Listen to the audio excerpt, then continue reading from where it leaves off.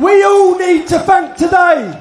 This would not have happened without the next gentleman who I want to bring out here to speak to you for 2 seconds. 2 seconds.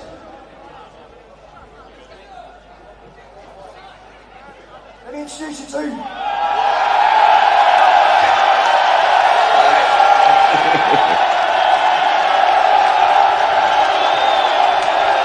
Hello. Hello, everyone.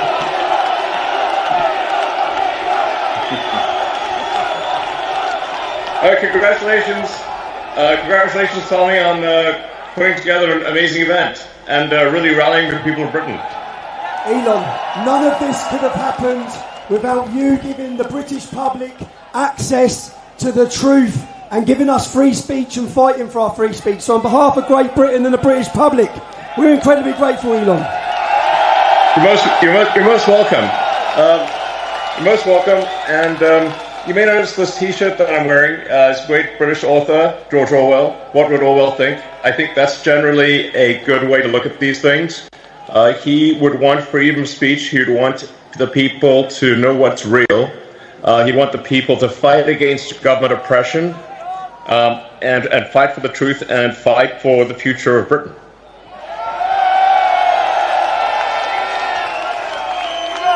Elon, we are incredibly grateful for your time. We know what a busy man you are. Why is it important for you to be here today speaking at this Unite the Kingdom event? Well, I'm of primarily British heritage, British ancestry. I want Britain to be greater than it ever has been. I want Britain to remain Britain. I think there's something beautiful about being British. And what I see happening is a destruction of Britain. Initially a slow erosion, but a rapidly increasing erosion of Britain with massive uncontrolled migration, a failure by the government to protect innocent people, including children who are getting gang raped. It's unreal. The government has failed in its duty to protect its citizens, which is a fundamental duty of government. This has got to stop. There needs to be massive government reform in Britain. And the people need to be in charge, not some bureaucracy that doesn't care. Elon, I believe that's what we've started today. Powered by the people, sending a message worldwide. Elon, you spend an incredible lot of money on X. Why is free speech so important to you? Well, I believe you can't get to the truth of things without freedom of speech, without active debate. There's so many on the left that want to just crush debate and put people in prison just for talking, as you were, just for speaking their mind. The essence of democracy is it should be a government for the people, by the people. In fact, this is a government against the people and not for the people. This is why everyone is gathered here today, is something's got to be done. This is unacceptable. The government needs to be responsible to the people of Britain. It needs to protect Britain. It needs to protect the weak, those who cannot protect themselves, especially the children. And when I read about some of the horrific stories and how the government did nothing and tried to hide it, they try to hide these horrific crimes. And then you see how much violence there's on the left, with our friend Charlie Cook getting murdered in cold blood this week, and people on the left celebrating it openly. The left is the party of murder and celebrating murder. I mean, let that sink in for a minute. That's who we're dealing with here. That is who we're dealing with. Elon, to so many of the British public who are scared to exercise their free speech, they're worried about being imprisoned, they're worried about being attacked, even to share their speech on your platform of X. What message would you give to them? The message is really, my message is to the reasonable centre. The common sense. So my appeal is to British common sense, which is to look carefully around you and say, if this continues, what world will you be living in? This is a message to the reasonable centre, the people who ordinarily wouldn't get involved in politics, who just want to live their lives.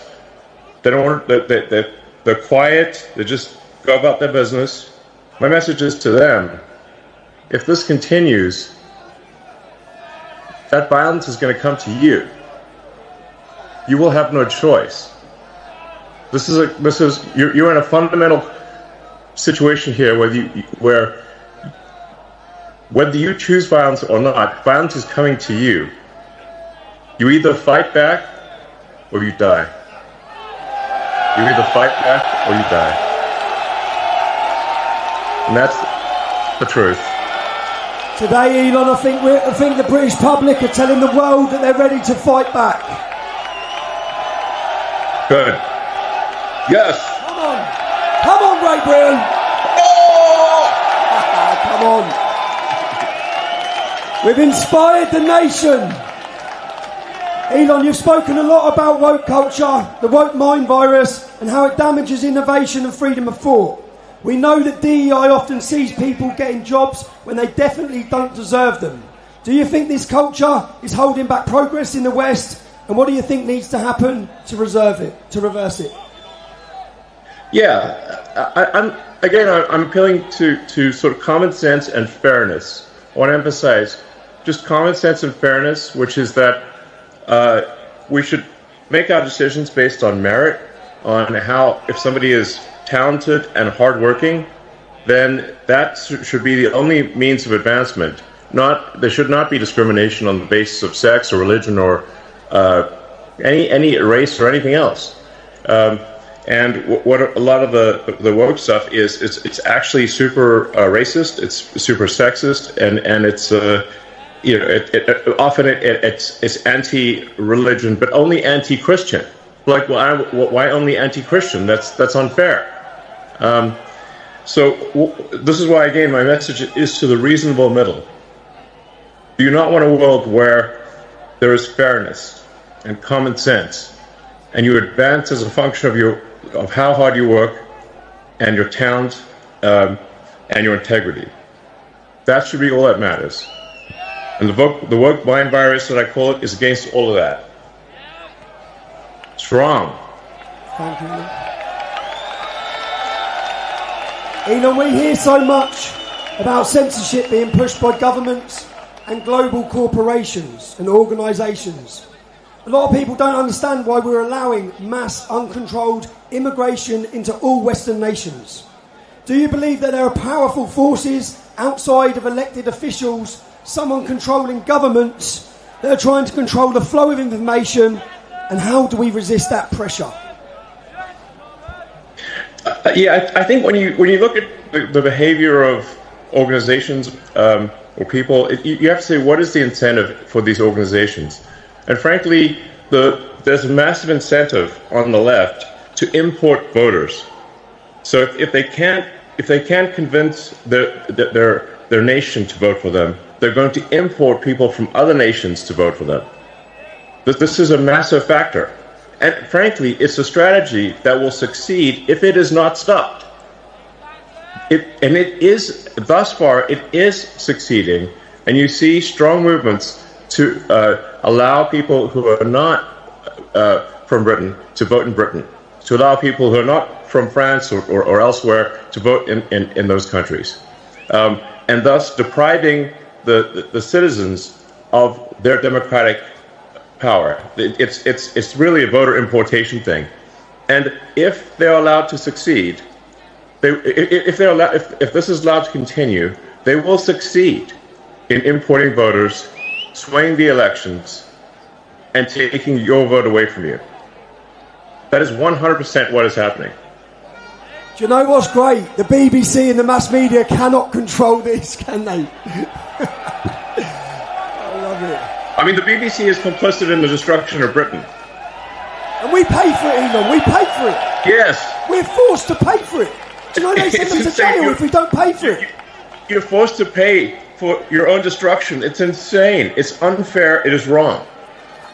Elon, a lot of ordinary people that are here today, they feel ignored, they feel censored, or they're labelled just for speaking up about their legitimate fears and concerns in their communities. Do you believe technology, like X or even AI, can finally give power back to those people? Or do you think it will make censorship worse or even automate it? I mean, that's a complicated question. It really depends on what government is in charge. The government can obviously use whatever powers are available to suppress the people.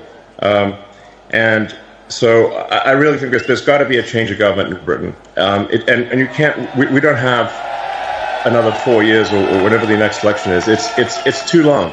Something's got to be done. There's got to be a dissolution of Parliament and a new vote held. And really what matters is rallying the people of Britain, really getting the people of Britain to get the message out there, talk to your friends and family, and build a massive power base among the people.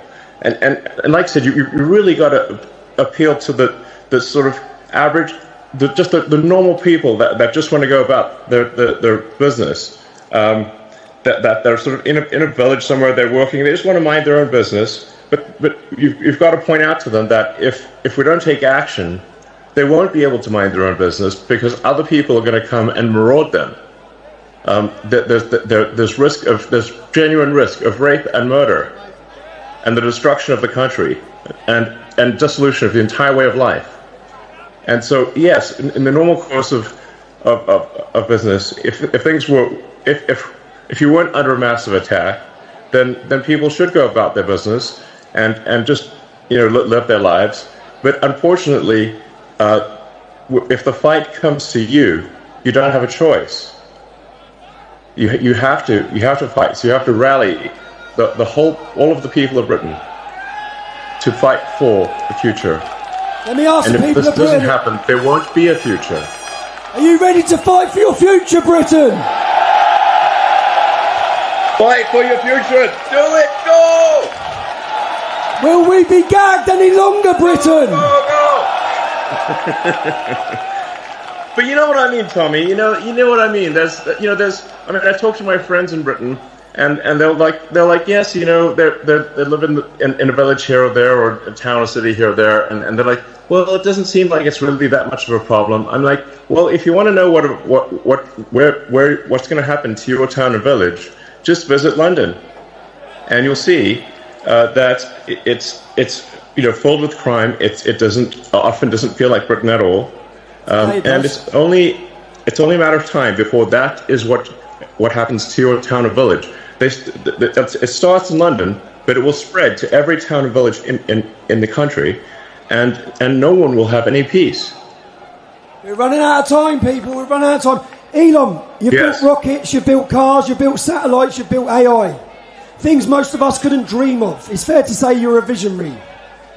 When you look at leaders in Europe and the UK today, do you think they share the same talent for future vision, or do you feel like they'll be left behind and out of touch? Well, I think we've got to have a freer country, a freer. Europe in general has to be freer. It's stifled by bureaucracy. I think it's good that Britain left the EU because there's just too much bureaucracy in the EU. But frankly, instead of really going down a path of personal freedom and deregulation and getting rid of these stifling regulations, unfortunately, the British government has pretty much stayed on par with the EU. If not in some ways made the stifling regulation worse. If you have excess government regulation and oppression, you stifle the freedom of people to try new and great ideas. And Britain used to be a country that did amazing things, some of the boldest things on the entire planet. And that is possible in the future. But it can't be done if you've got this massive oppressive bureaucracy and a government that doesn't care about its people. And that has to change. There has to be profound change. And there's not much time left. Elon, you've said before that civilization is fragile. We agree. Yes. It's precious. When you look at the West right now, every country in the West, with its wars, its divisions, its censorship, and its declining trust in institutions, none of us trust them at all. None of the public trust them. For good reason. Are you optimistic or pessimistic about where we are heading? I think if the people of Britain take charge and actually ensure that there's a government that represents their interests and not a government that represents foreign interests, then I think Britain has a great future. And I think we can be optimistic. I think there's amazing things that are possible. If the technology that is coming is used in the right way, we can have an incredibly exciting future, one which is, sort of Star Trek made real. It's sort of like the exciting utopian sci-fi where we have spaceships and we've got robots and we've got incredible technologies that are really exciting. But we need to preserve civilization long enough for that to happen, and we need to go onward and upward. And we need to fight for such a future. Such a future is not inevitable. We have to fight for such a future. I think that many British people had lost hope, but after today's scene, have you got hope again, Britain? Britain is awake. Thanks to you, Elon. Thanks to your input. Can we just ask... Well, thanks to you, Tommy. Thank you, brother. Can we ask, what do you see as the future of the UK and Europe in your vision? Where are we heading? What's the future like for us? Well, I think there needs to be a future where people take charge, where there's deregulation, a massive reduction in bureaucracy, and generally a new hope, where people look forward, wake up in the morning, and look forward to the future. They're excited about what's going to happen next. But we must have revolutionary government change for that to occur. And this is not ordinary course of business sort of stuff. This really requires everyone to sort of marshal the people, to take charge, reform the government, and make sure that you actually have a government that is for the people, by the people. And that's essential. And that's not... So we're really at a fork in the road here. We're at a fork in the road to darkness or greatness. And that will be decided only in a matter of years. And we must take the path to greatness. And that's the path that's exciting and inspiring and will make life worth living. Elon, you've done more than anyone to shine a torch on the crimes committed against a generation of our daughters. On behalf of everyone and on behalf of all of us in Great Britain, you know what, we wouldn't even be in the fight. Not only are we in the fight right now, but we're on the advance. Thanks to free speech being fought for us by Elon Musk. We're very grateful, sir. You're most welcome. Thank you.